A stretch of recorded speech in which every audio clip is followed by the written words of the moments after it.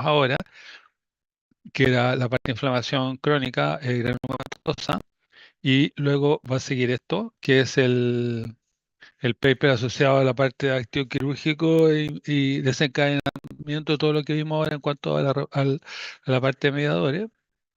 Y, y después otro que tiene que ver con la parte de ¿cuánto se llama? De cicatrización y el uso de célula madre, que en el fondo resume todo lo que tiene que ver con la parte de lo que se entiende o se está manejando hoy en día más que nada para inducir cicatrización y inducir o mejorar la reparación de tejido. Entonces, con esas dos cosas terminaríamos todo esto.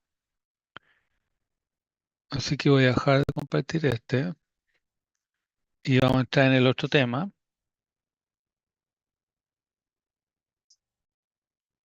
Disculpen que no me haya detenido a hacerle muchas preguntas o cosas así, porque me pasó el año pasado que por hacer algo que fuera más participativo, no alcancé a hacer nada.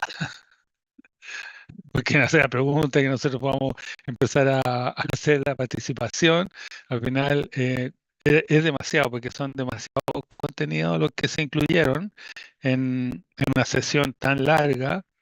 Es complicado, porque eso además son contenidos complicados, o sea, no, tampoco así algo tan digerible. Entonces yo creo que a lo mejor la parte que viene ahora tal vez sea también más cercana, pero la parte de inflamación tiene mucha complicación, porque son muchos procesos integrados y todo eso, entonces no es fácil de digerir. Ya, entonces ahora voy a poner la otra presentación.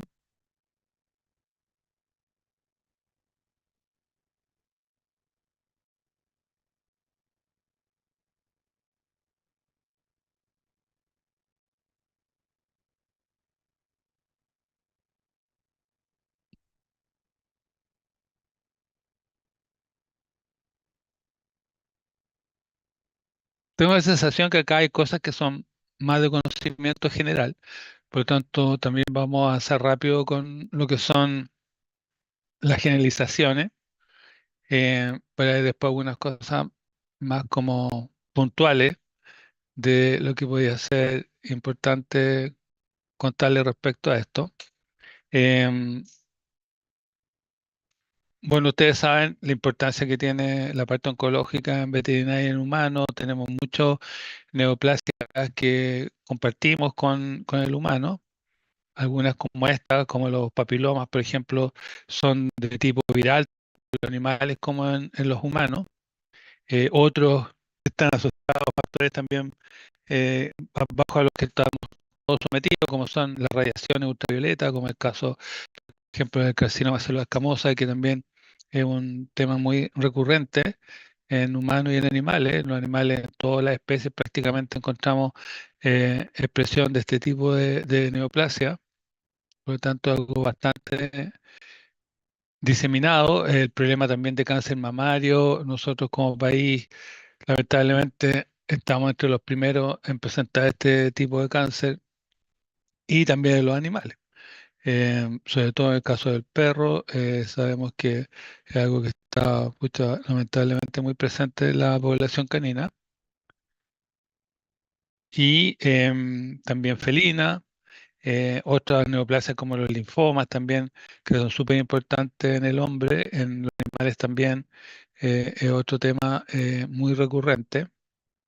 Y acá tenemos incluso más versiones y cuadros asociados que en el mismo caso del hombre, por las distintas condiciones que tiene la especie, porque además también algunos casos de linfoma, también en nuestro caso en veterinaria, son virales.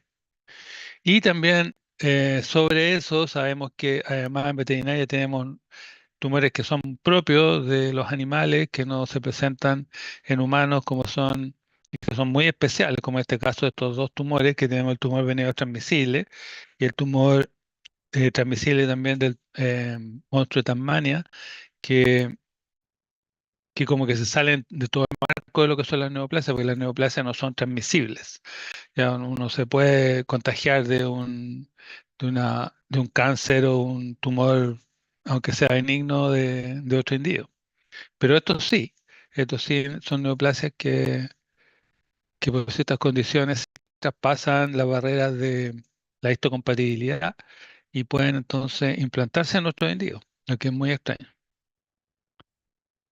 Em, También estamos acostumbrados que en la parte clínica nosotros sabemos que esto de la posibilidad de tener un cuadro neoplásico es algo que está siempre ahí presente, pero que también hay que diferenciarlo de otras cosas que pueden simular clínicamente un posible caso de neoplasia.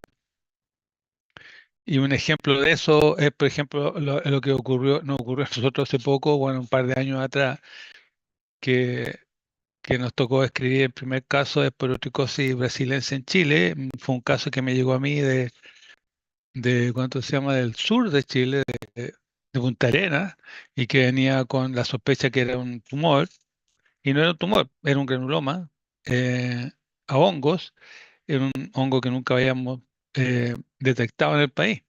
Entonces, como que ejemplifica mucho esto de cómo la neoplasia, ¿no es cierto?, son un tema que también se relaciona con el diagnóstico diferencial de otras cosas. Entonces, es súper importante tenerlo presente.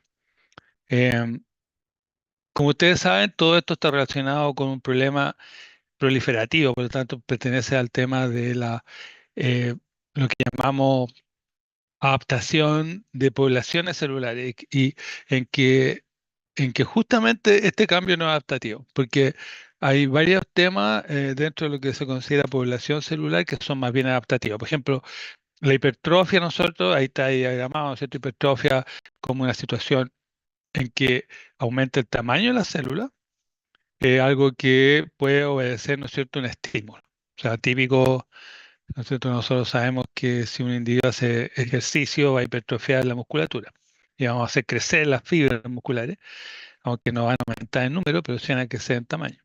Y es una adaptación al ejercicio. También puede ocurrir con las células cardíacas, ¿no es cierto?, con un montón de cosas. Por lo tanto, eso es un cambio que afecta a una población celular, a un tejido, y que tiene que ver con el aumento del volumen de ese órgano o tejido, pero asociado al aumento de tamaño de la célula. Otros problemas, o sea, otras situaciones, más que nada, más que problemas, están relacionadas con a lo mejor un efecto parecido en el aumento de tamaño de tejido o de órgano, pero ya no porque aumente el tamaño de la célula, sino porque aumente el número. Y es lo que llamamos hiperplasia. También asociado a un mecanismo adaptativo que vaya entonces a que ese tejido por alguna razón tenga que aumentar su número celular. eh, y ahí tenemos muchos ejemplos en que el tejido, en este caso, sí recurre a esta situación de aumentar el número de células y que está relacionado con la capacidad de esos tejidos de efectivamente aumentar la célula, porque no todos los tejidos pueden aumentar la célula. El tejido muscular sabemos que no se divide, por lo tanto, por eso responde con hipertrofia y no con hiperplasia. Pero otros tejidos, por ejemplo, como el hígado, sí podría producir nódulos hiperplásicos, y es lo que vemos, por ejemplo, en un caso de cirrosis, ¿no es cierto?, en que tenemos muchos nódulos regenerativos hiperplásicos asociados a un daño constante en el hígado. Y luego tenemos el tema de la metaplasia, que es cuando un tejido ahora cambia a una configuración distinta a la que tenía. Por lo tanto, más que un cambio en el número de células, es un cambio en el tipo de tejido.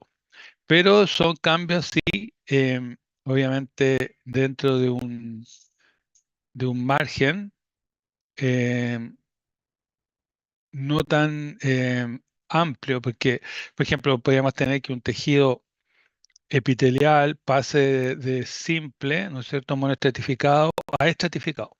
Es una metaplasia, pero no es pensable pensar que un tejido, por ejemplo, epitelial pase a un tejido óseo, ya, porque sería un cambio ya mucho más intenso que notaría ya un cambio de mutación, ¿no es cierto? Un cambio genético muy importante que igual puede ocurrir, pero ya está asociado a otro proceso que tiene que ver con la neoplasia, no con, en este caso, la metaplasia, que sería no un proceso neoplásico, sino sencillamente un proceso que está asociado a una alteración ya más profunda en la parte genética. Ahora, estos procesos igual pueden, vamos a ver, estar relacionados de alguna manera con el cáncer, pero no son cáncer todavía. Y luego tenemos la displasia. La displasia es un problema en que, parecido a la hiperplasia, también hay proliferación de células, pero acá se agrega que hay desorientación, pérdida de la orientación del tejido. Un tejido hiperplásico se debería mantener, aumenta la célula, pero se debería mantener la estructura, la organización del tejido. En cambio acá aumenta la célula y además hay desorientación, lo cual indica que ya hay daños más importantes, sobre todo en la parte como genética, siempre asociado a mutaciones. Por lo tanto, acá si bien no es cáncer, no es una neoplasia, igual está muy cerca de serlo. Y, y por eso también estos procesos se ve que de alguna manera, en algunas circunstancias, se van como eh, asociando o enlazando en en un proceso que llamamos progresión, ¿ya? Entonces, por ejemplo, eh, vamos a ver algunos ejemplos más adelante, por eso lo voy a explicar con más detalle después, esta idea de que si bien es cierto estos cambios que estamos viendo, sobre todo la metaplasia, displasia, no son cambios neoplásicos, vamos a ver que sí hay modelos de progresión que pudieran ser cambios previos, premalignos, porque todos incluyen eh, algún tipo de alteración genética, en realidad porque las células cambien de configuración y todo. Lo que va a ocurrir en el cambio neoplásico sabemos que no solamente afecta en cuanto a la parte proliferativa, sino que también diferenciación, y especialmente en lo que tiene que ver con la presentación de cáncer.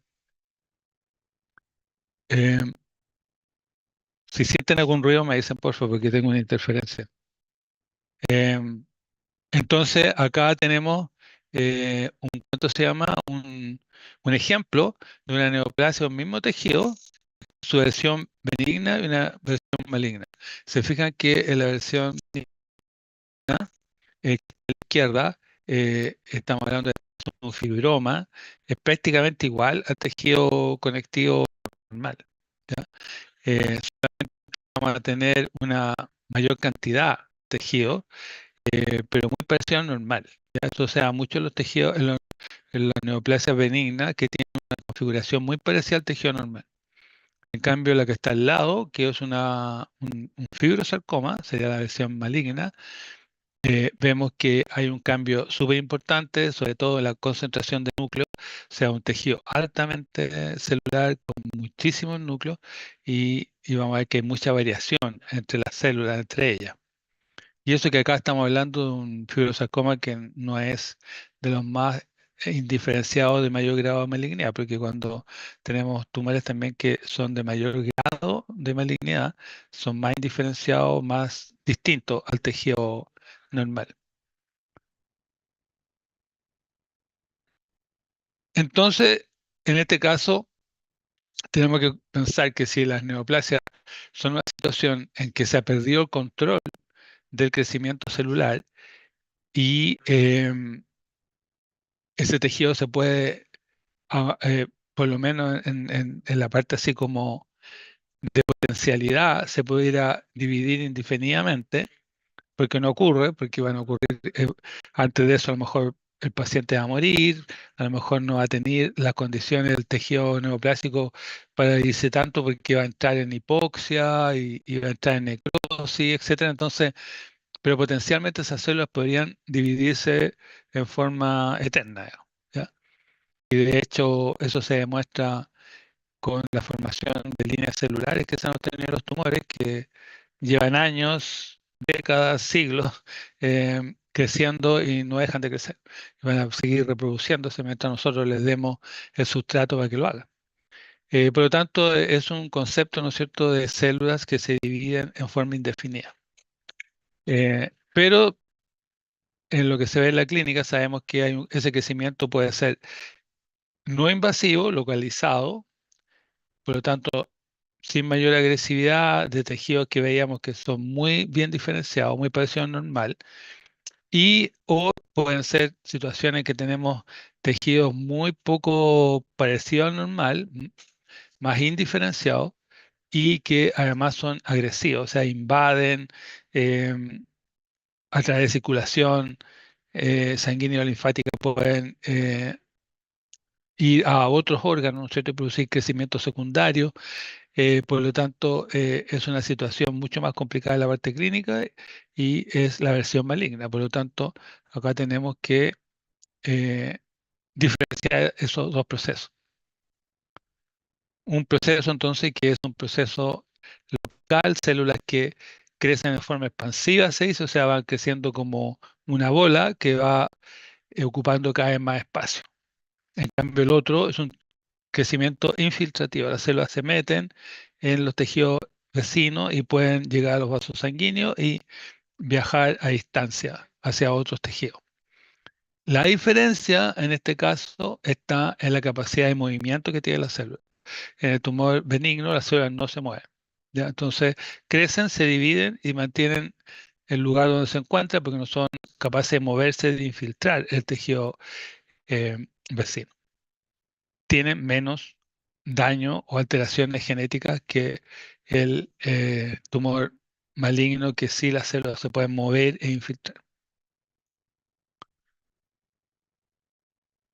Ahora, respecto al daño que está asociado a por qué se va a presentar esta situación de crecimiento neoplásico benigno maligno, está asociado a la alteración génica, ¿ya? Y en esto estamos claros que no es una mutación, sino que son muchas que pueden afectar incluso a genes de distinta naturaleza, o sea, pueden ser genes que controlan el crecimiento, lo promueven, o genes que detienen el crecimiento, lo inhiben, o puede ser genes que controlan la muerte celular. Entonces, muchas veces son combinaciones, em, por lo cual se necesitan muchas mutaciones para que ocurra el, las neoplasias, especialmente malignas, por lo cual se requiere tiempo. Y esto sabemos que es un tema principalmente, no únicamente, pero principalmente asociado a envejecimiento, porque es cuando se van a acumular más mutaciones y hay más tiempo para que ellas se desarrollen.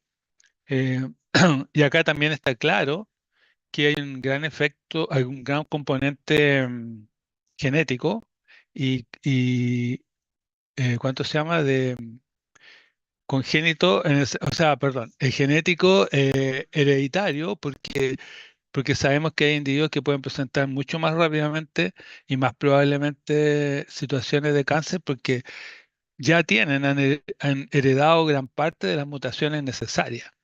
En cambio, otros individuos que no heredan mutaciones, es muy difícil o más difícil, que vayan a presentar una situación de cáncer porque se necesitan, ¿no es cierto?, muchas mutaciones para eso. Por lo tanto, el concepto familiar, ¿no es cierto?, de individuos que han acumulado muchas mutaciones heredadas va a hacer que estén en un mucho mayor riesgo de completar, ¿no es cierto?, ese set de mutaciones necesarias para que se presente el problema.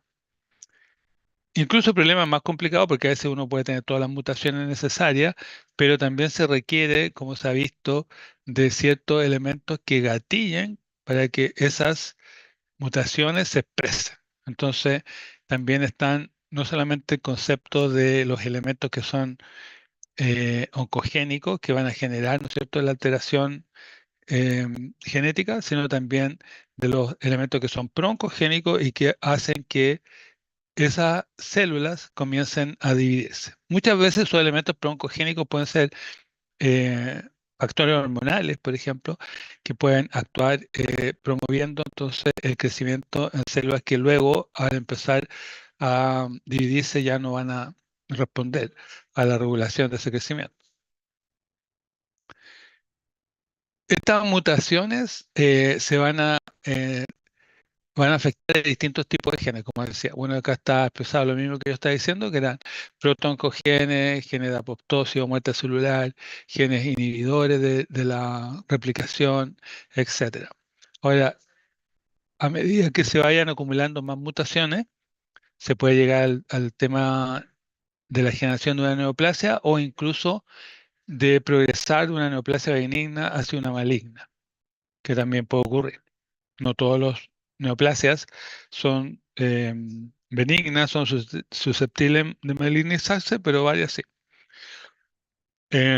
Acá tenemos también un ejemplo de genes oncogénicos, que son los genes que, en este caso, protooncogenes, que son los que estimulan el crecimiento normalmente en los tejidos, pero que acá entonces están con mutaciones sobreexpresados que van a llevar entonces a una estimulación neoplásica en el tejido. Em, Acá también hay más ejemplos de protoncogenes y de las cosas que ellos harían o los roles que tienen, ¿no es cierto?, dentro de lo que es la célula en cuanto a lo que es la parte de crecimiento. Entonces, estos protoncogenes pueden estar en distintas etapas de lo que está asociado con el crecimiento y proliferación celular. Hay una mano levantada. Sí, una pregunta, profe. Cuando dice ¿Sí? que no todas las neoplasias benignas pueden malignizarse, ¿se Ujú. refiere a que hay ciertos tipos de neoplasias o que todos los tumores de cierto tipo pueden malignizarse? ¿Cómo no entendí bien eso? Sí, eso en realidad lo que más en el fondo puede darnos una seguridad, ¿no es cierto?, de que un tumor no va a malignizarse, es más que nada la parte epidemiológica, porque, y es por eso es tan importante también, ojalá mantener todos los registros que podamos tener de cómo se presentan las neoplasias en los animales, lo cual no es tan así como en humanos. Pero eso nos permite saber, por ejemplo, no sé, si el 100% de los fibromas, por ejemplo, de tal tipo y de tal ubicación, se reportan que alguna vez se malignizaron, por ejemplo. Pero eso no se sabe así con tanto conocimiento en todos los casos, pero sí se sabe de algunas neoplasias que sí, en algunas circunstancias se ha observado clínicamente que han comenzado como una neoplasia benigna y luego se han malignizado. Ese es el caso, por ejemplo, de algunos tipos de tumores benignos de melanocitos, los melanocitomas o nevus, por ejemplo. Hay algunos tipos que están asociados con malignización, mientras que otros nunca se han visto malignizarse. Entonces es un tema observacional, porque lo que se sabe también es que cuando se malignizan es porque se sumó otra mutación. Entonces, si esos tumores por alguna razón no son susceptibles que se les sume otra mutación, no se van a malignizar, pero en otros casos sí. Por ejemplo, el caso del colon, por ejemplo, en el hombre, un caso muy conocido de que eh, hay una progresión. Pues, o sea, primero aparecen como pólipos, los pólipos luego pasan a ser adenoma y los adenomas después son carcinomas. Y cuando ocurre ese cambio, por ejemplo, de pólipo, a adenoma o adenoma a carcinoma, están ya identificados cuáles son las mutaciones que se sumaron. Em, entonces, es un tema de eso, digamos, de si la neoplasia es susceptible o no de acumular más mutaciones y de que si esas mutaciones, por alguna razón, hay riesgo de que ocurran.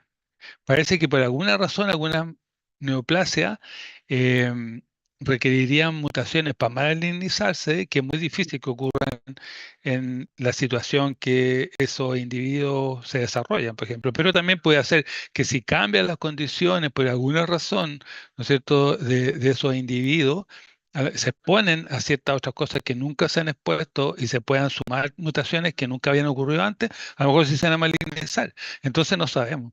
Por lo tanto, por eso también uno dice, ya, este es un tumor benigno, no hay reporte que se maligniza, pero uno no debería tampoco tomar el riesgo. O sea, un tumor benigno debería extirparse eh, porque potencialmente pudiera malignizarse, aunque a lo mejor el riesgo pueda ser muy bajo o no existente prácticamente porque no hay ningún reporte que haya ocurrido. Pero todo es súper relativo. Entonces, cuando nosotros decimos que un tumor se maligniza es porque tenemos ejemplos, ¿no es cierto? Tenemos evidencia científica de que eso ha ocurrido, está reportado y todo. Y, pero por el otro lado, mm, es un riesgo decir que efectivamente eso no ocurrió porque pudiera ocurrir. Pero uno se basa en todo esto, siempre se basa en la parte estadística de riesgo, porque ahora todo es basado en riesgo. Entonces, ¿cuál es el riesgo que tal tumor pueda o no malignizarse? Es lo que dice el comportamiento de ese tumor en la población.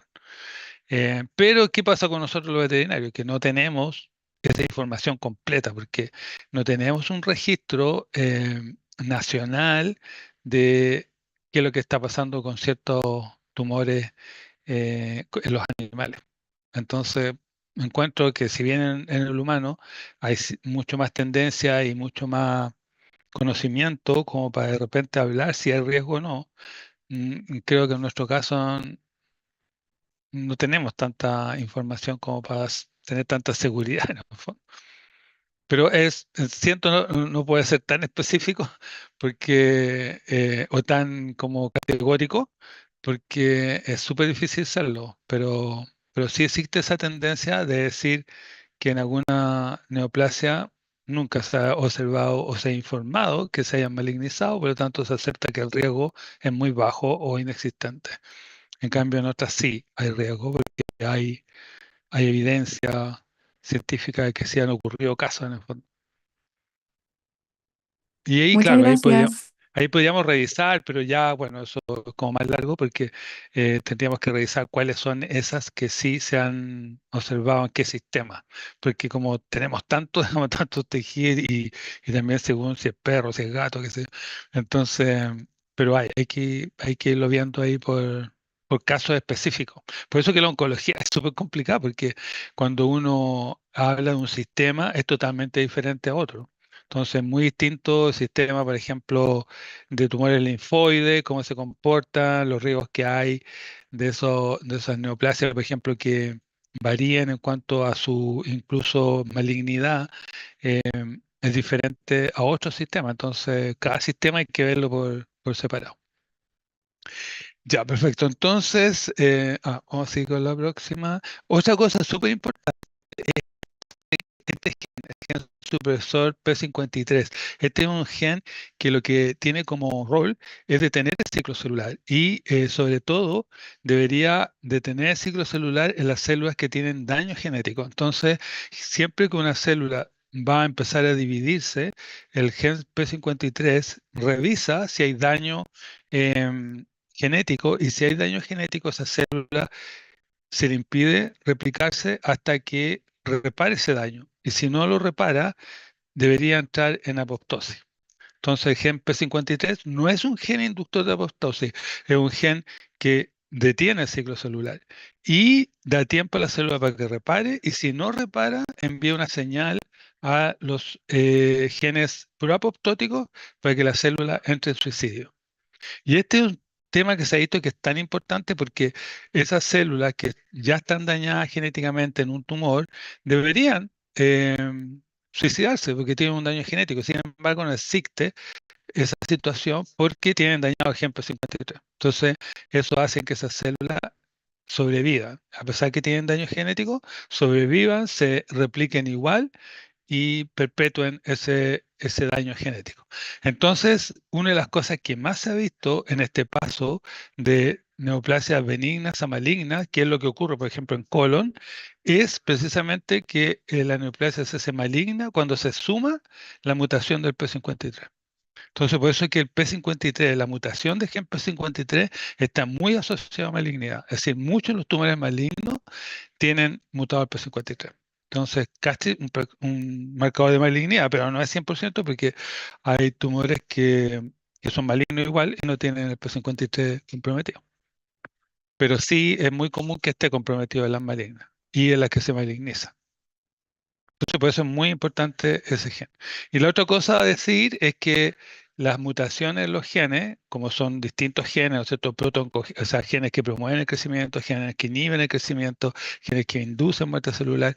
Entonces, cuando se alteran ellos, las consecuencias son totalmente diferentes. Por ejemplo, si un gen promotor de crecimiento es el que está alterado y el que está promoviendo el crecimiento neoplásico, es porque seguramente ese gen a lo mejor está codificando para más factores de crecimiento, por ejemplo.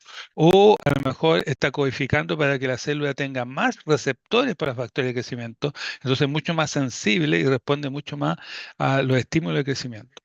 Y además que se sabe que todo esto sistemas, ¿no es cierto?, de estimulación de crecimiento son cascadas, o sea, hay receptores en membrana, después hay cosas que están en el citoplasma que se van encadenando para llegar hasta la señal hasta el núcleo. Entonces son muchas proteínas y cosas que están involucradas en toda esa cadena de señalización. Por lo tanto, cuando se afectan los genes de promotores, los protoncogenes, cuentan codificando para cualquiera de todas esas cosas que se necesitan para producir la proliferación. Entonces, muy variado, digamos, los cambios que se van a observar y los efectos que se van a observar. Y así sucesivamente lo mismo para los genes que detienen el crecimiento, los genes que tienen que ver con muerte celular. También todos en el fondo lo que hacen al mutar, porque las mutaciones son de distintos tipos, son muchas mutaciones, los efectos van a ser diferentes. O sea, dependiendo del gen, el rol que tiene y la mutación que tiene.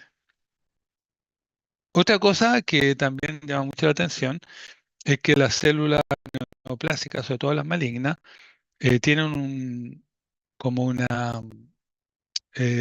capacidad, ¿no es cierto?, de replicarse indefinida, son inmortales.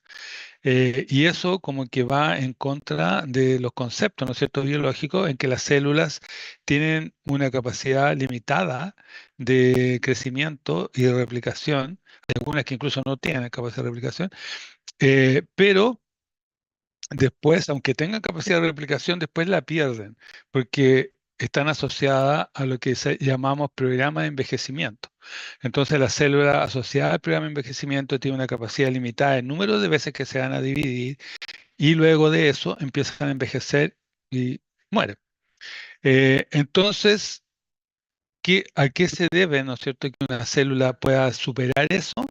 Es que el sistema de envejecimiento y de número limitado de veces que una célula se puede replicar, está asociado a lo que llamamos telómeros, que son estos extremos que tienen los cromosomas, y que lo que hace cada vez que la célula se replica es que esos telómeros se acortan.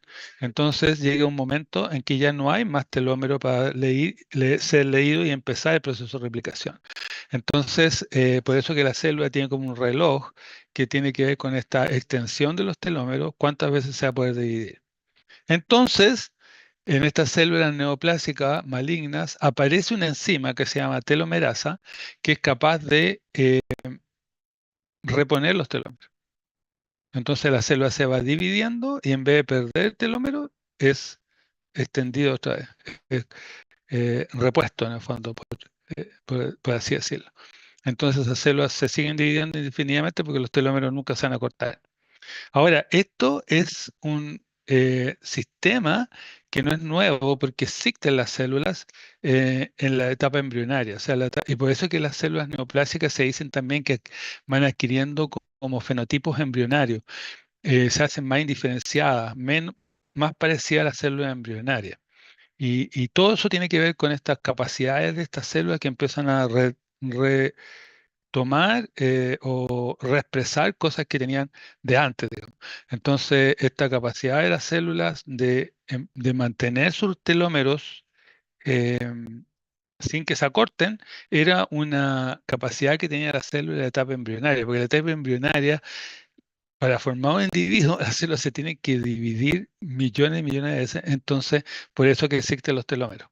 Las telomerasas, perdón, la enzima telomerasa. Pero esa enzima desaparece al el individuo ya terminar su proceso de crecimiento. Pero se recupera en estos individuos en estas células con cáncer de ojo. Entonces es una mutación que está asociada a las mutaciones de los genes. O sea, que vuelva a aparecer la telomerasa es un efecto, una mutación de un gen. También otra cosa que se ve en la célula neoplásica es la presencia de bombas de proteína que eliminan la quimioterapia, por ejemplo, entre otras cosas. También hay células, por ejemplo, que tienen bombas que eliminan eh, elementos que inhiben, por ejemplo, el crecimiento de un virus. Cosas así, son elementos entonces que están asociados a la resistencia. También hay células, por otro lado, bacterias, por ejemplo, que tienen bombas que eliminan los antibióticos. Entonces son elementos de adaptación y resistencia que pueden generar no solamente las células cancerosas, sino que también otros elementos, porque con las mismas bacterias, por ejemplo, pueden generar estas bombas, ¿no es cierto?, que son mecanismos de adaptación. Entonces la célula tumoral también puede generar bombas que permiten entonces que eliminen los elementos quimioterapéuticos y entonces se crean situaciones de resistencia y hay que cambiar, ¿no es cierto?, elementos, qué sé yo, y se hace muy complicado el tratamiento. Otra cosa súper importante en el concepto de neoplasia es el concepto de progresión, o sea, el concepto que podría indicar que una neoplasia benigna pueda pasar a maligna o que una lesión no maligna se maligniza. Entonces, eso se ha visto mucho en algunos modelos que ya están claros, sobre todo en el hombre, de procesos que nosotros hablamos de lesiones premalignas y que sabemos que son susceptibles entonces, bajo ciertas condiciones, de transformarse en una neoplasia maligna. Y esto es un concepto como muy importante, sobre todo como de riesgo epidemiológico, porque permite establecer programas que puedan prevenir que se presente un problema neoplásico en la población. Y eso, por ejemplo, un caso muy emblemático de eso es el programa que asistió de mucho tiempo, que es el de cáncer cervicuterino, porque ahí se observó que había un fenómeno de progresión desde el fenómeno inflamatorio, ¿no es cierto?, la cervicitis, hacia un problema de cáncer cervical, incluso pasando antes por un problema de displasia, que es este crecimiento, ¿no es cierto?, con las células desordenadas y todo, que todavía no es neoplásico, pero después se sabe que es altamente susceptible a volverse neoplásico. Entonces, claro, se vio después, ya se fue entendiendo que los fenómenos inflamatorios, ¿no es cierto?, ¿cuánto se llama? Se eliminan elementos que son oxidantes y que son que afectan al material genético. Y también se fue entendiendo que en esos procesos de daño, por ejemplo en el cervix, por la inflamación, las células se empezaban a activar, empezaban a proliferar para ir reemplazando las células que estaban dañándose. Y ese es un momento en que las células se vuelven súper susceptibles al daño genético, porque las células normalmente están en reposo con su material genético muy guardado por nucleoproteínas que las protegen del daño mutacional. Pero cuando una célula empieza a dividirse, todo eso desaparece para que el material genético pueda dividirse, entonces el material genético está muy expuesto. Entonces, después empezó a entender que todos los fenómenos en que había replicación celular eran fenómenos que podían eh, volver más vulnerable ese tejido a los efectos de los cancerígenos, de los elementos oncogénicos. Entonces, y eso ya, bueno, después se fue viendo que eso ocurría en varios otros sistemas. Por ejemplo, en el mismo cáncer del colon, en el mismo cáncer de esófago, que también está asociado con esofagitis, con esófago de Barré, todo eso. Claro, al final todo lo que estaba ocurriendo ahí era un fenómeno inflamatorio. Lo mismo ocurrió, por ejemplo, con el caso del Helicobacter y el cáncer gástrico en el hombre. O sea, el Helicobacter produce un cambio inflamatorio crónico y eso genera una situación en que el tejido gástrico, que está en constante renovación, también está expuesto a estos fenómenos oxidativos, fenómenos inflamatorios y las mutaciones. Entonces, todo esto se fue entendiendo como una progresión. Y la otra cosa también que se entendía era que era muy distinto una neoplasia, por muy maligna que fuera,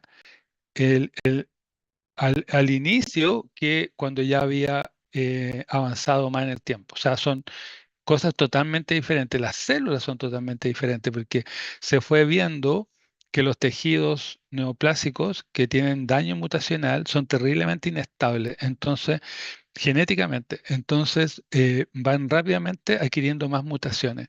Entonces, un cáncer que está en un inicio eh, no tiene las mismas mutaciones que va a tener en 2, 3 meses más. Por eso que es de mucho riesgo, digamos, mantener ese tejido ahí, y por lo tanto, si es extirpable, hay que extirparlo lo antes posible, porque si lo extirpamos en la primera fase, estamos extirpando un tejido que es menos maligno de lo que va a ser en el futuro.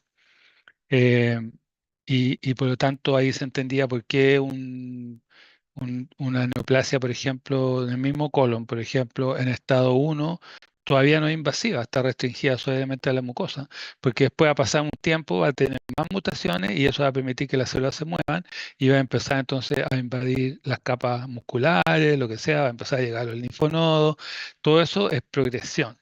Entonces, este es el concepto más importante de la parte neoplásica. O sea, las neoplasias no son estáticas, son elementos que son altamente inestables genéticamente, van adquiriendo mutaciones que en algunos casos puede que haga que pasen de benigna a maligna o que si son malignas se hagan más malignas y vayan progresando en su capacidad de malignidad y, y y pasar a ser invasivas y luego metastizante, cuando al principio no, todavía no, obviamente se veía que no tenía esa capacidad.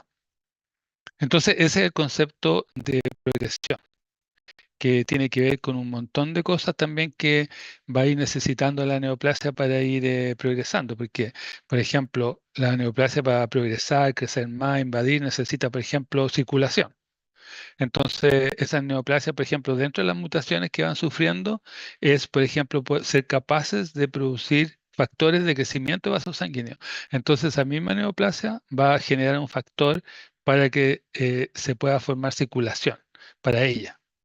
Entonces se van volviendo muy independientes porque van adquiriendo distintas cosas. Por ejemplo, también pueden adquirir esta mutación del P53 y evadir la apoptosis. Entonces, hay células que ya no se van a suicidar porque en un tumor, en un comienzo, sí hay células que están en suicidio. Sí hay células que sí logran ser controladas, pero muchas no. Entonces ahora va a empezar a predominar esa población que no se controla y las que sí se controla van a desaparecer. Entonces hay una selección también. Entonces todo eso tiene que ver con el concepto este de progresión. Entonces un tumor que es preinvasivo puede ser invasivo a medida que va progresando. Por eso es muy, muy importante el concepto de proyección que tiene que ver con evolución del tumor clínicamente. O sea, y por eso es que se hace cada vez más como prioritario tener un sistema que permita detectar ese cáncer en forma más temprana. Porque contra más temprano lo tengamos, va a tener menos mutaciones y va a ser menos agresivo, va a tener menos potencialidades de amenazar, digamos, la sobrevida del paciente. Entonces, las neoplasias son muy heterogéneas, sobre todo muy inestables genéticamente. Entonces, eso puede hacer que vayan sumando otras mutaciones y van a adquirir mayores capacidades. Entonces, eso Profesor, llegó después. ¿Mm? Sí, disculpe sí, que lo interrumpa. No sé si sale en algún momento eso, pero ¿qué hay de cierto en eso de que cuando uno saca un tumor de una parte, este se disemina? Porque eso es como algo que he escuchado muchas veces y no sé si eso es tan puede ser, así. claro, puede ser, y eso también va a estar asociado a ese conocimiento que tenemos que tener. O sea, en qué etapa de progresión de esa neoplasia ya es muy riesgoso hacer una intervención porque vamos a muy probablemente ayudar a que se disemine.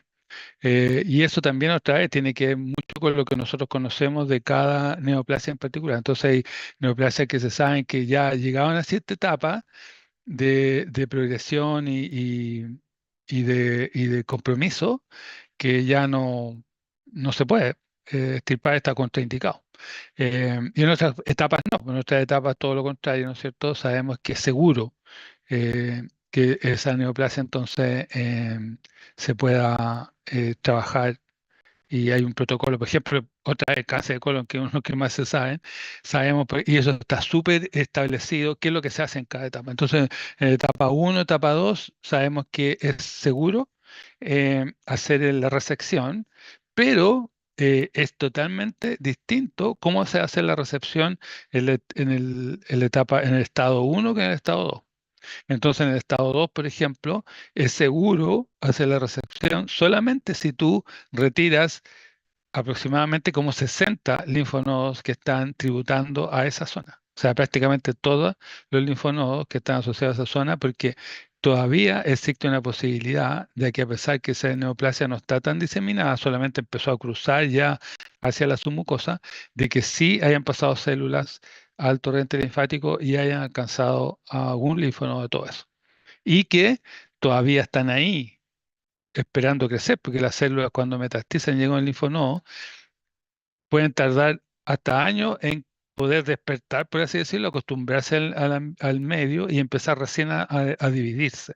Entonces, claro, uno puede ver y los linfonodos pueden estar de aspecto normal, pero a lo mejor sí hay células que en el tiempo van a empezar a crecer ahí. Entonces, y todo eso ya está súper estudiado, hasta dónde llega ese riesgo. Entonces, por eso es que en esa resección se van a tomar todas esas precauciones para hacerlo lo más seguro posible. Pero, claro, también, por otro lado, también hay que entender que el proceso, por ejemplo, de metástasis que está muy asociado a la progresión, a esto de adquirir nuevas mutaciones, también en cierta etapa más temprana las células todavía no tienen la capacidad para invadir o sobrevivir en nuestro tejido. Entonces, si bien es cierto, uno, por ejemplo, puede intervenir una masa y puede que eso lleve a que uno facilite que células alcancen el torrente sanguíneo, eh, puedan invadir, lo más probable es que la probabilidad sea muy baja y, y exista muy poco riesgo que eso ocurra. Y ahí uno tiene que balancear, porque ¿qué pasa? ¿Cuál es el riesgo que uno no la saque? A lo mejor el riesgo que no la saque significa que el tiempo de sobrevida se acorta a 6 meses y el riesgo que uno la saque y promueva esto puede significar que la sobrevida se va a acortar a 2 años. Entonces, claro, prefiero 2 años a que a un mes, ¿te fijas? Entonces, todas esas cosas solamente se pueden saber del conocimiento de cómo se comporta la neoplasia en los distintos estados y por eso es que en humanos es tan importante y hay tanta preocupación porque todos estos registros de todas estas cosas se mantienen, ¿ya? Porque con eso uno se va retroalimentando y sabe qué pasa en cada situación y cuáles son los riesgos. Eso. Y pero es una muy buena pregunta y que uno se está haciendo, la gente que es los oncólogos se están haciendo constantemente y hay que generar conocimiento de eso para poder tener la respuesta en cada situación, porque cada situación es diferente. Fíjense acá, por ejemplo, tenemos el caso completo de lo que se sabe, por ejemplo, del cáncer cervicuterino, en que tenemos, por ejemplo, que células pueden tener una primera mutación que no significa cáncer, pero sí significa que esas células pueden empezar a proliferar. Y esa proliferación entonces eh, va a ocurrir generalmente en respuesta a fenómenos inflamatorios, traumáticos, eh, va a generar entonces que ese tejido empiece a proliferar. Pero después, cuando empieza a proliferar y es un ambiente tóxico, inflamatorio, se empiezan a producir más mutaciones que puedan significar que las células empiezan a desorientarse, a perder la relación entre ellas y pueden empezar a presentar ya un cambio displásico. Cuando las células ya presentan displasia, se considera que no son neoplásicas, pero que están muy cerca de serlo. Entonces, y ahora ya se sabe que es por qué, porque le faltan muy pocas mutaciones para ya pasar a ser neoplásico. Y entonces, si esto continúa, es muy probable que ese tejido se vaya a em, malignizar. Entonces, por eso que el programa, por ejemplo, en este caso de control del cáncer cervicuterino, indica que encontrando signos de displasia, ese es esa parte del cervix tiene que ser extirpada, porque se va a malignizar en el tiempo. Y se lo vamos a extirpar cuando está displásico y cuando todavía no tiene ninguna posibilidad todavía de malignizarse, porque todavía no se ha malignizado. Entonces, esa es la idea, digamos, llegar a una situación que es totalmente controlable todavía. En otras situaciones, bueno, y en algunas situaciones más fácil o más difícil, por ejemplo, en el caso del esófago de Barré, que también se produce una displasia y metaplasia, también como más complicada la cirugía, también están, qué sé yo, indicados cuando hay ciertos factores que se asocian más con malignización que otros. Entonces, por ejemplo, en el esófago de Barré a veces hay una metaplasia que cambia una configuración de estómago o de intestino. Entonces, se sabe que cuando cambia una configuración, no estoy tan seguro, pero creo que intestinal, tiene más riesgo de transformarse en cáncer. Entonces, ahí la indicación es cirugía inmediata. Pero, por ejemplo, si ese esófago de Barré, que es un esófago, ¿no es cierto?, que está en un ambiente muy irritado, eh, presenta un cambio en que se está apareciendo el estómago, entonces la indicación es volver a hacer endoscopía y biopsia en un año más.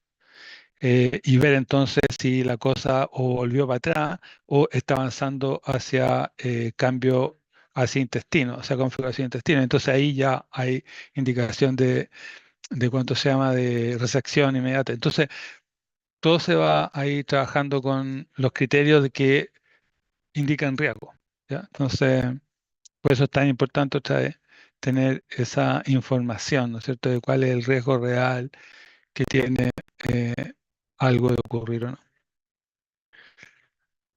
Entonces, imagínense acá recién, ¿no es cierto?, después de que se ha producido la hiperplasia, después pasó a displasia, después pasó a cáncer in situ, ya que es el otro tema también, que los cánceres en un principio, cuando se tratan de epitelio, los cánceres como nacen del epitelio, el epitelio sabemos que está aislado de la circulación por la membrana basal.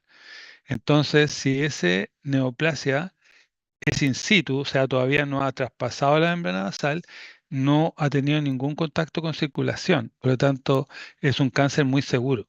Por lo tanto, yo puedo extirpar un cáncer in situ y yo sé que no debería recidivar porque nunca tuvo la opción, ¿no es cierto?, de entrar en un ambiente donde haya circulación y no haya ninguna posibilidad de que metastice. Entonces, en cambio, después el cáncer ya invasivo es cuando destruyó la membrana basal y ya está en contacto con vasos sanguíneos y ahí la posibilidad de que haya metastizado existe, aunque a lo mejor todavía no hayan evidencias, ¿no es cierto?, de que así haya ocurrido. Bueno, y ahí está entonces el fenómeno de progresión. Entonces un tejido puede ser normal, después puede pasar a hiperplasia, metaplasia, displasia, todas estas cosas entonces que podían ser previas al cambio neoplásico y eso, la verdad es que es distinto para todos los sistemas, por lo tanto hay que estudiarlo en cada sistema, ver si efectivamente existe esta progresión o no, si existen estos cambios bien marcados y cuál es la probabilidad de que una cosa pase a otra antes de establecer un sistema profiláctico, un programa, qué sé yo, que nosotros estamos mucho más lejos de eso que medicina humana, ¿no es cierto? Porque tenemos sistemas que implementan todo eso y que financian todo eso, pero nosotros, imagínense, o sea, es mucho más difícil, puede llevar a tanto desarrollo, pero sí podemos tener conocimiento para poder indicar cuando sea necesario hacerlo,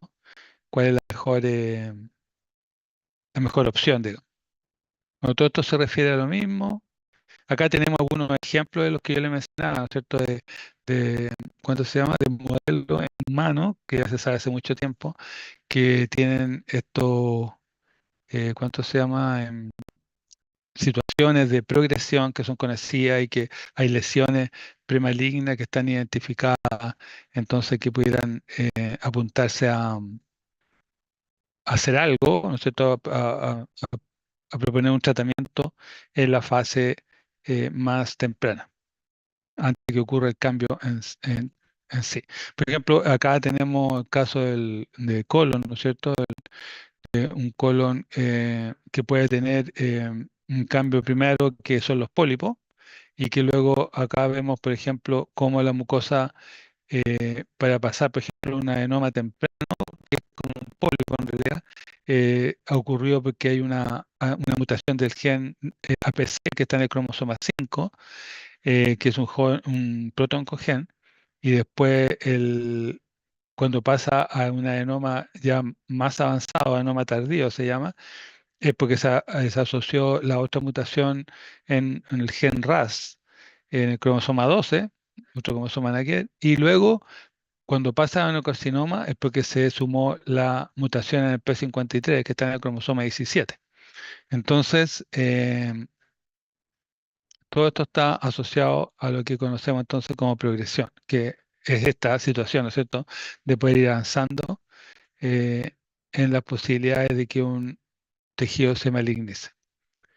En el caso del programa cervicuterino, por ejemplo, en la mujer, además, se desarrollaron metodologías poco invasivas para poder detectar la posible presencia de una displasia en el cáncer cervicuterino. Entonces se hacen estos exámenes citológicos en que uno puede encontrar estas células, detectar estas células que están asociadas al cambio displásico y obviamente al cambio neoplásico, pero la idea es poder detectar la displasia, ¿no es cierto?, como cambio temprano y poder ofrecer a esos pacientes un tratamiento que es muy poco invasivo, una biopsia muy excisional, ¿no es cierto?, para sacar la zona afectada, pero muy poco invasiva, a lo que podría ocurrir si es que ya el cáncer está presente y es invasivo.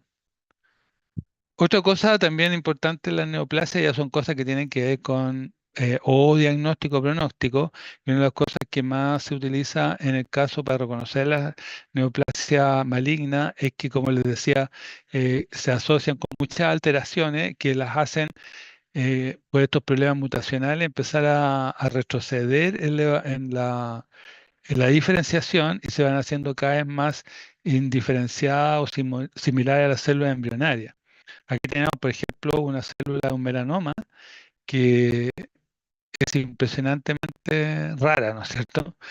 Fíjense el tamaño respecto a las otras células que están junto con ella, también son neoplásicas, pero son totalmente diferentes. Entonces, hay alteraciones muy, muy intensas en las células y en lo que conocemos como anaplasia, o sea, células que están mucho más indiferenciadas y presentan cambios muy intensos en su aspecto, en su fenotipo.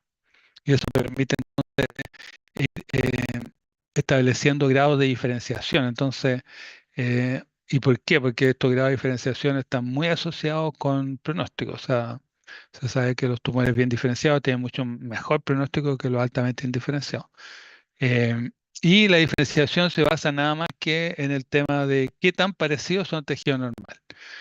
Entonces, por ejemplo, ¿cuánto se llama? Un score de diferenciación que se usa para el carcinoma prostático y ahí vemos, por ejemplo, que el score 1, por ejemplo, es un tumor que es igual a la glándula normal, por lo tanto, eso ni siquiera podría ser neoplásico, a no ser que encontremos pequeñas alteraciones que sí ocurren en el hombre, como es el cáncer que se denomina PIN, que es intraepitelial, eh, y podía tener todo el resto de la glándula la misma configuración que el normal. Así que eso podía ser en ese tipo de cáncer. Pero después vemos cómo va variando toda la morfología hasta un cáncer de alto grado, grado 5 en que ya no se parece en nada a la glándula normal. Entonces todos esos cambios se van midiendo. Por ejemplo, acá tenemos ejemplos en biopsia, ¿no es cierto?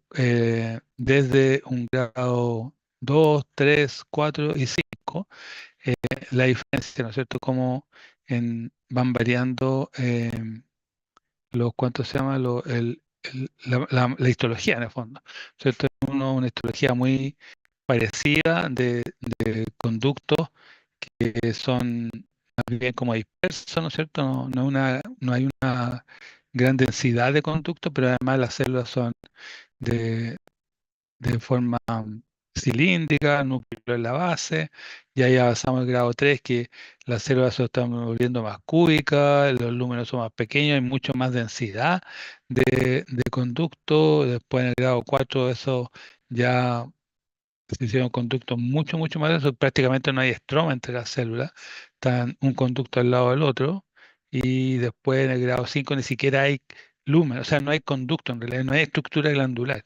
Hasta el grado 4 todavía vemos que hay formación de conductos glandulares. En cambio, en el grado 5 ya se perdió. Ya es un tejido que no se parece en nada al tejido prostático normal. Muchas veces incluso son tejidos que hay que marcarlo con ciertos marcadores para demostrar que se trata de ese tejido y no de otro. Otra cosa importante de la parte neoplásica, sobre todo la parte pronóstico, es poder saber qué tanta tasa de crecimiento tiene ese tumor que va a llegar entonces a comprometer la vida de un paciente. Y eso, el crecimiento va a depender básicamente de cuántas células se estén dividiendo, pero también cuántas células se estén muriendo. Y de las condiciones que tienen entonces esas células para crecer, entre las cuales obviamente va a estar el tema de la vascularización. O sea, un tejido o un tumor no va a poder crecer mientras no tenga el soporte vascular suficiente. Por lo tanto, se sabe que va a haber cierta tendencia en el crecimiento de acuerdo a cuántos factores de crecimiento puedan tener las células disponibles, y eso va a tener que ver también mucho con la vascularización, eh, el soporte vascular que tenga un tejido. Entonces, básicamente, para eso hay que mirar cuánto prolifera un tejido, cuánto muere un tejido y cuál es el grado de vascularización que tiene un tejido neoplásico. Y eso nos va a dar un poco la idea, el dato de cuánto tiempo eso va a poder doblar su tamaño. Entonces, una de las primeras cosas que ahora de todo esto, lo más que más está relacionado con pronóstico es la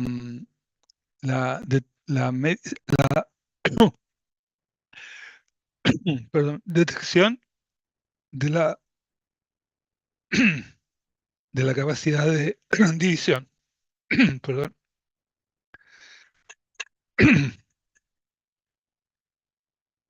Esta es pura hipersensibilidad. Eh, ok, sorry. Entonces, ¿cómo nosotros podemos detectar cuánto se está dividiendo un tumor? No es muy fácil. Eh, Porque nosotros, una de las cosas que podemos hacer es ver cuánta mitosis tiene un tumor, ¿no es cierto? Y eso generalmente tiene como una correlación con la capacidad de división que tiene. Pero lo que se sabe en realidad de todo esto que tiene que ver con el ciclo mitótico y la capacidad que tienen las células tumorales de dividirse, es que la mitosis, como ustedes ven, que esa flechita que está ahí azul, es el periodo en que la célula nosotros la vemos que está en mitosis, o sea que están los cromosomas ordenados o desordenados en el caso de las células tumorales, pero que ya hay cromosomas, ¿no es cierto?, evidentes que están separándose y organizándose para dividir la célula. Pero fíjense que el ciclo celular que empieza en la etapa G1, ese G2, es mucho más largo que eso. ¿Ya? Entonces eso quiere decir que cuando una célula entra a la etapa G1, en que ya no se puede devolver, una célula que entró a la etapa G1 ya tiene que seguir todo el ciclo hasta que salga G0 otra vez. Entonces, el tema, cuando uno mira una neoplasia, y uno ve a la célula en mitosis, es solamente la punta del iceberg, porque muchas otras células, puede que esté en G1, en eso, en G2, y se van a dividir igual. Entonces, yo no puedo decir que esas otras células no se están dividiendo. Entonces, lo único que yo puedo usar en una biopsia, por ejemplo, para saber si las células se están dividiendo, es contar las mitosis. Pero como les digo, las otras células que no están en mitosis, es muy probable que también estén en el ciclo celular y también se van a dividir. No sé cómo las cuento porque no estoy seguro. Entonces, solamente puedo contar la de mitosis. Y la otra problema de la mitosis es que cuántas mitosis yo realmente voy a ver con seguridad que representan lo que está ocurriendo en el tejido va a depender cómo yo tomé esa muestra, cómo la fijé. Porque si yo, por ejemplo, tomé una muestra y me demoré una hora en fijarla, entonces ya tengo la mitad de la mitosis que tenía en el tejido recién, tejido en vida, digo. Entonces, y después si tomé una muestra y era muy grande y la puse con muy poca formalina, por ejemplo, la formalina se demora muchísimo tiempo en penetrar. Entonces, cuando ya penetró completamente, ya no queda ni un décimo en la mitad que había. Entonces, el dato es muy poco confiable si uno no cuenta con un protocolo previamente establecido de cómo se va a muestrar ese tejido. Entonces, en eso, hasta ahora que ya existen otras metodologías para muestrear cuando se basaba solamente en mitosis, eran muy estrictos los protocolos de cómo se hacía todo el muestreo respecto a la neoplasia. Y estoy hablando de la parte humana, porque en la parte veterinaria siempre hemos sido mucho más relajados en ese tema, no hemos podido establecer protocolos realmente rígidos y ¿cómo se llama? Más estrictos, digamos, que puedan asegurar eso. Em, Fíjense acá, por ejemplo, aquí tengo un tejido que tiene mucha mitosis, es una célula que está en mitosis, esa otra célula que está en mitosis, esa otra célula también está en mitosis, o sea, una mitosis llama atípica, esa también es una mitosis atípica, ahí también tiene una mitosis. Se fijan que hayan varias mitosis, a lo mejor no la hayamos visto, y lo más probable es que hayan otras que no estamos tampoco viendo, pero eso no significa que las otras células no estén en el ciclo y vayan a estar en mitosis en una hora más. Pero justo cuando nosotros llegamos no están en mitosis. Entonces nos perdimos ese dato. Entonces lo que se recomienda es usar marcadores que marcan a la célula si está dentro del ciclo. Entonces hay proteínas que se empiezan a expresar en la célula cuando entran al ciclo celular, desde el G1 para adelante. Entonces la proteína que más temprano aparece y se mantiene en todo el ciclo celular es el Ki67. Por eso que se utiliza ese marcador para marcar células que están en ciclo en un tumor. Y ese es el dato más exacto para ver si las células están en mitosis o no. Uno de los tumores que nosotros sabemos que más están en división, las células, es el tumor venérea transmisible. En esto, por ejemplo, bueno, acá tenemos un caso de un tumor antes del tratamiento, este del tratamiento. Fíjense que además el hecho de que las células están en tan proporción en tratamiento, en proliferación, si uno utiliza elementos que actúan en las células que están en ciclo, ¿cuánto se llama? El efecto es muy marcado. Digamos. Nosotros después de unas pocas quimioterapia, el tumor llega a esto. Esto es un caso que nosotros tratamos hace mucho tiempo atrás. Pero que fíjense que si nosotros hacíamos en este caso una marcación para KI67, como se ve ahí en, en- en la biopsia esa que está arriba, eh, fíjense que todas las células se ven rojas porque están marcando para esa proteína. En cambio, si nosotros marcamos ese mismo tumor en la parte regresiva, vemos que casi no hay ninguna célula roja, porque ya la mayoría de las células murieron.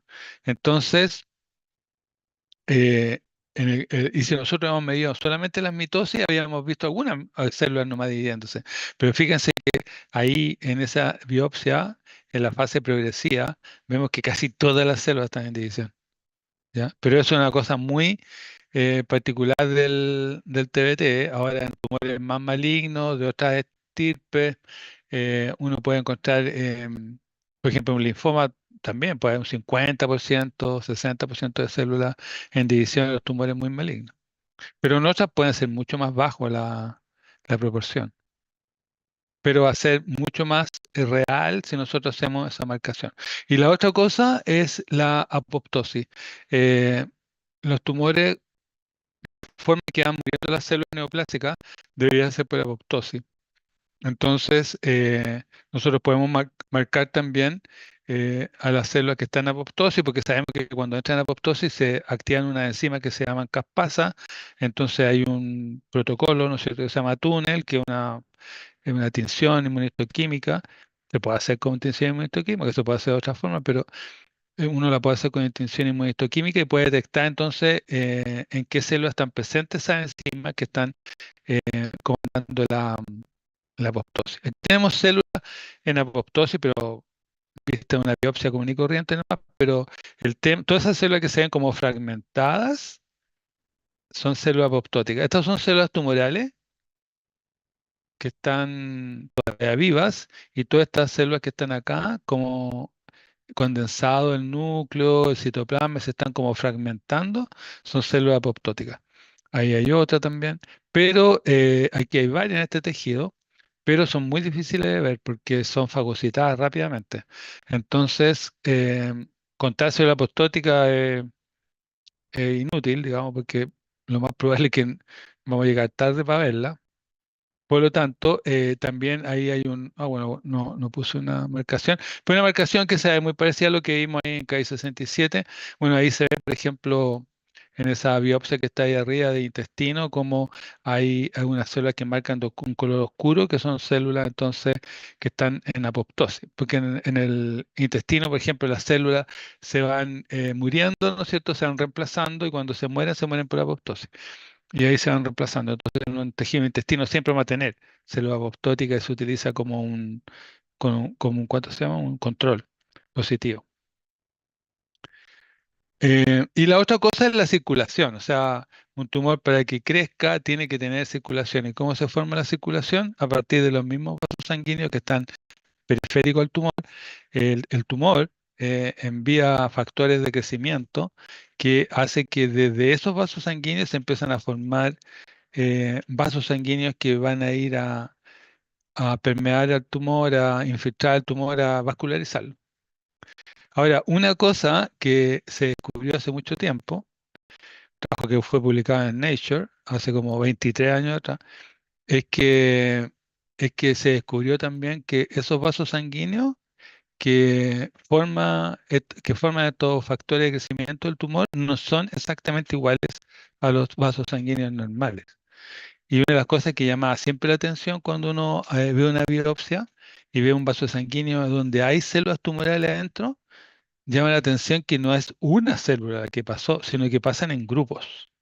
¿Ya? Entonces uno ve grupos de células tumorales dentro, trombos que uno llama células tumorales dentro del vaso sanguíneo, porque para el tumor es muy importante que las células entren en estos grupos, porque eso hace que las células que van al medio queden protegidas, porque en el camino de la circulación van a ir siendo atacadas por células inmunes, entonces van a ir muriendo todas las células de la periferia, pero las células que están en el centro se sobreviven.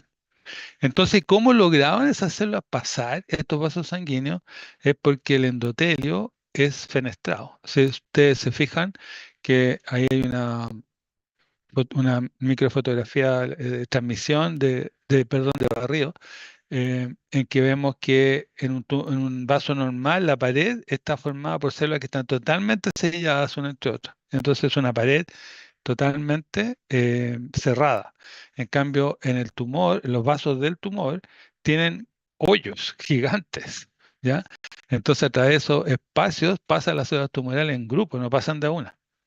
Entonces, eso se pudo observar en esta circulación muy especial que tiene el tumor, que, que permite entonces que las células puedan entrar fácilmente y en grupo.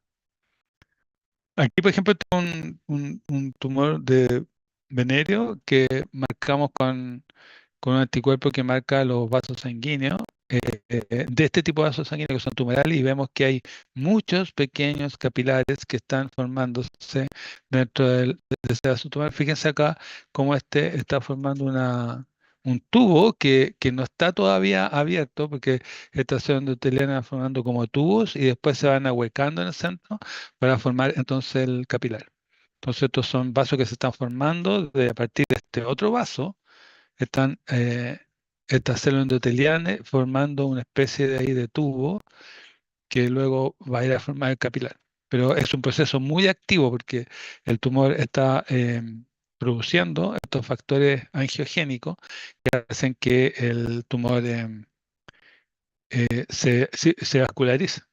Aquí tenemos, por ejemplo, otras también comparaciones de neoplasias, por ejemplo, que están en fase regresiva o progresiva y que otra vez los tumores que están progresivos, que están con un crecimiento muy activo, la diferencia que tienen con lo que están involucionando es que no tiene, que el grado de circulación que tienen. Entonces, la circulación es muy importante a este nivel. Y hay, por ejemplo, neoplasia como el cáncer prostático, por ejemplo, que el factor de vascularización es está muy asociado con el pronóstico. Entonces, se mide microvascularización en esos cánceres para saber eh, qué tan agresivos son, cuál es el pronóstico que puedan tener. Fuera también de la parte de proliferación, como veíamos. Bueno, en la invasión y la metástasis, como veíamos, está relacionada con esto de que las células se pueden mover. Entonces, eso hace que estos neoplasias, ¿no es cierto? Si bien es cierto, por ejemplo, en este caso puedan venir del epitelio, luego van a llegar ¿cuánto se llama? Infiltrarse en el tejido subcutáneo, muscular, etcétera, haciendo totalmente invasivo. Ahí tenemos, por ejemplo, un caso de un carcinoma que vemos como ya es toda esta parte que nació acá el epitelio, está ahora profundizándose hacia todo el tejido dérmico profundo y subcutáneo, avanzando, ¿no es cierto?, hacia la profundidad porque se está moviendo, entonces se va a tener capacidad eh, de moverse. Y la metástasis, porque tienen capacidad además, ingresar a los vasos sanguíneos como veíamos, que son vasos que están dentro del tumor, que formó el tumor gracias a los factores de crecimiento que producen y que son, que facilitan, digamos, la entrada de las células neoplásticas y su diseminación entonces hasta llegar a otro lugar. Acá vemos, por ejemplo, un mastocitoma y vemos cómo de todo este grupo de células mastocitos neoplásicos, acá tenemos uno que va ya casi llegando al vaso linfático que está acá. ¿No es cierto? Entonces, están rápidamente estas células desplazándose porque se mueven. Entonces, es un concepto súper importante. El otro, entonces, que también pueden llegar a otros órganos y crecer en esos órganos. Tampoco es algo tan fácil. Por lo tanto, se sabe que las neoplasias eh, envían a circulación miles, millones de células y de esas son muy pocas las que al final van a ser exitosas, digamos, en esto de llegar sana y salva al otro lado y luego poder salir desde la circulación, meterse al tejido y luego formar una colonia que pueda crecer. Entonces, no es fácil tampoco para el tumor. Y eso va a depender también del tipo de grado de malignidad del tumor, si es más capaz o menos capaz de, de proliferar así como tan exitosamente en nuestro territorio.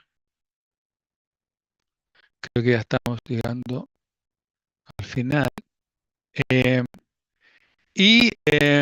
bueno, los criterios de benignidad, malignidad, eh, como un poco hemos ido mencionando acá, lo más importante es el crecimiento, la capacidad de dividirse. Por lo tanto, lo que diferencia mejor a un tumor benigno o maligno es la diferencia en cuanto a la capacidad de proliferación, pero también dentro de los malignos, también la diferenciación entre los de bajo grado y de alto grado, también otra vez se relaciona con el grado de visión. Entonces, en muchos tumores está establecido, ¿no es cierto?, un criterio de corte de, de sobre cuántas, ¿no es cierto?, marcaciones, cuando se hace estas técnicas inmunistoquímicas como KI67, cuántas marcaciones eh, están relacionadas con un grado alto, un grado bajo, o sea, sobre 50, sobre 10, sobre 20, o sea, todo eso está como ya establecido. Y ahí está una tabla que la tengan de los nombres, ¿no es cierto?, que reciben la neoplasia de acuerdo al tejido que derivan y si son benignas o malignas. La nomenclatura, ¿no es cierto?, tanto en los mesenquimáticos como en los epiteliales, que son los más comunes. Ahí está resumido todo este tema que estábamos viendo de la invasión y la eh, invasión a los vasos sanguíneos y a los vasos linfáticos y todas las cosas que se necesitan para que esto ocurra, como ejemplo el proceso de angiogénesis, y ahí también están indicados los marcadores que se usan normalmente para esa etapa, por ejemplo, como para marcar los vasos sanguíneos o para también, ahí también están ahí los factores de crecimiento que son los que promueven la neoangiogénesis, por ejemplo, o el movimiento de las células, etcétera. Fíjense que también ahí se ve, por ejemplo, hay que esos factores angiogénicos que van a permitir que el tumor se vascularice, no solamente, que a veces ni siquiera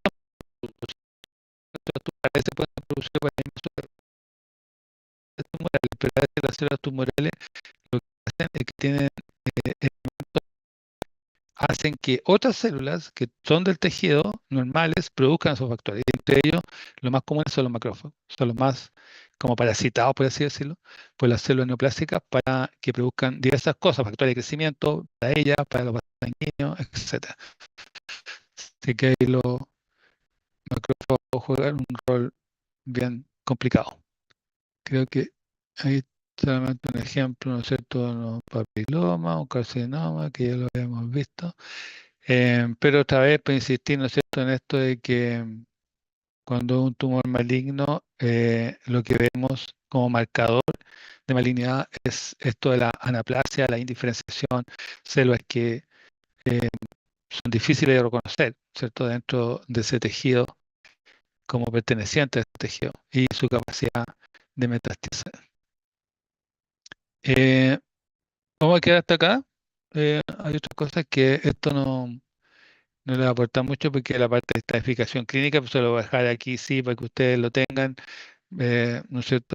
Pero yo supongo que obviamente ya lo conocen, que son los criterios que se utilizan para estadificar la neoplasia y siempre dejar claro que las estadificaciones están asociadas a los tipos o sistemas neoplásicos, por ejemplo, en este caso es la neoplasia orales, por lo tanto, eh, las neoplasias orales tienen su propio sistema de estadificación para saber cuándo están en estado uno, 2, 3 o 4 van a depender entonces de las observaciones que se hagan con ese sistema.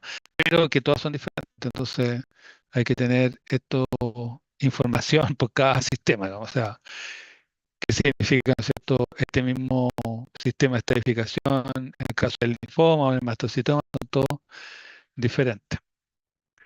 Así que eso, si hay alguna otra pregunta que quieran hacer, bueno, ya el punto ya se lo entregué. Así que eso van a quedar para que ustedes puedan repasarlo. Eh, Aquí también voy a incluir un paper que para que lo lean después y que va a estar asociado a parte de las preguntas que vamos a hacer. Hoy ya están harto más fáciles los papers también porque ustedes pueden usar ahora ¿cuánto se llaman los sistemas de inteligencia artificial? Pues subir un paper de ChatGPT, pero cuidado con eso porque, eh, ¿cómo se llama? Tienen que ser muy precisos respecto a cómo quieren que les haga ¿cuánto se llama? El resumen o la explicación. Eh, el otro día vi un sistema que es muy ingenioso que hace también que les haga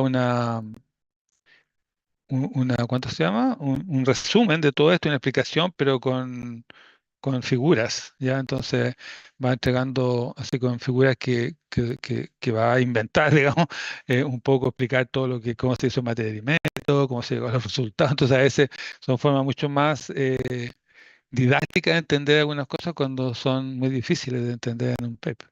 Pero no se preocupe porque no le va a poner nada difícil tampoco. Sé.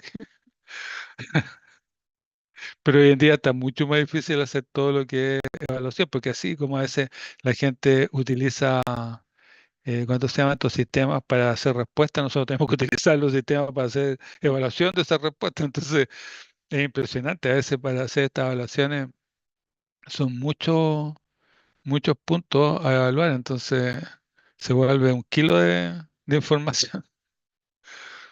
Pero bueno, el año pasado le fue bien, así que le deseo suerte. Profesor, Ujú.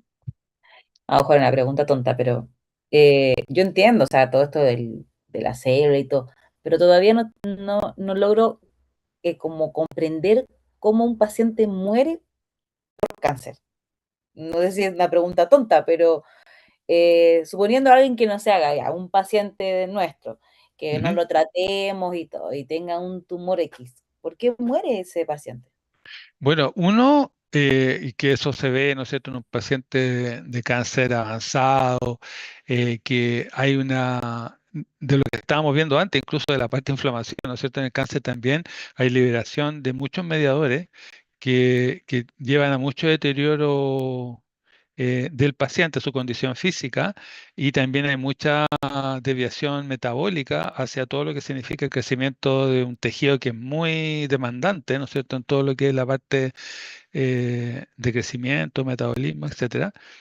Y también está todo el tema de qué es lo que va a ocurrir con esa neoplasia en términos de qué es lo que hace, porque hay neoplasias, por ejemplo, que pueden ser funcionales.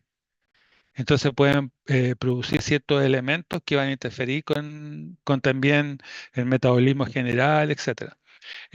Hay otras neoplasias que pueden tener por su ubicación comprometer la funcionalidad de un órgano importante dentro de la misma que está, por ejemplo, hígado o qué sé yo. Entonces, al final también están no solamente haciendo un tema de ocupar espacio y a lo mejor provocar dolor y qué sé yo, sino que también están llevando a la pérdida de tejidos funcionales que van a llevar entonces también a deterioro del paciente y de su posibilidad de sobrevida. Y después, finalmente, está el tema de las metástasis, porque el hecho de que, por ejemplo, las células estas puedan pasar a los vasos sanguíneos, y como te decía, también no pasan de una, sino que pasan en grupo y van generando trombo, eso va complicando mucho también todo lo que es circulación linfática, entonces pueden haber edema, congestión, trombosis, y fuera de que puedan llegar a un órgano vital, ¿no es cierto? Y provocar metástasis, esas metástasis también comprometer la funcionalidad de esos otros órganos. Entonces, hay muchas cosas, digamos, dentro, pero como te digo, también no hay que olvidarse de esta parte de los mediadores que también se liberan ahí y que comprometen mucho toda la parte metabólica. La María José también iba a preguntar algo, la veo levantando la mano. Sí, hola doctor. Mi Hola. consulta es que eh, qué tanta relación tiene que siempre se ha escuchado que como que si hay alguna masa, esta es como maligna si crece en poco tiempo y como benigna si no se desarrolla em, en el poco tiempo Claro, como lo es más mencioné. lenta. Sí, eso es Ujú. una cosa que es como en lo general, pero el tema es que siempre hay, ¿cuánto se llama? Excepciones. Entonces, también hay neoplasias malignas que, porque, como decíamos, esto de la progresión, que por alguna razón progresan lento. Entonces, como que uno observa que están mucho tiempo con muy poco crecimiento, poder invasivo, y de repente cambian y empiezan y tienen un crecimiento explosivo y rápidamente invasivo. Entonces, depende de los tumores. Por ejemplo, los tumores mamarios, en el perro se ve que muchas veces tumores que son malignos han estado mucho tiempo sin provocar gran cambio y de repente se disparan. Y ya empieza así como en poco tiempo a ocurrir todo lo que no pasó en mucho tiempo antes. Entonces, em, es un poco igual en algunos casos medio subjetivo, por lo tanto por eso es mejor siempre, o sea, si un tumor está creciendo lento, fantástico, o sea, pero no significa que no lo vamos a sacar. O sea, la idea siempre es tipar el tumor y luego hacer el estudio. O sea, cuando sea resectable, sacarlo lo antes posible. O sea, no cuestionarse mucho de que si es benigno o maligno, sino que eh, ver más la posibilidad de, de si lo puedo sacar completo y dar la mejor situación para que si ese es un tumor benigno, no hay ningún problema, y si era maligno, lo más probable es que lo saqué con bordes libres, que no hay ninguna todavía actividad invasiva o de permeación de vasos linfáticos, de compromiso linfovascular, entonces eso va a hacerlo bastante más seguro. Pero es cierto que los tumores benignos van a tender a crecer mucho más lento que los malignos, pero como te digo, esto es subjetivo.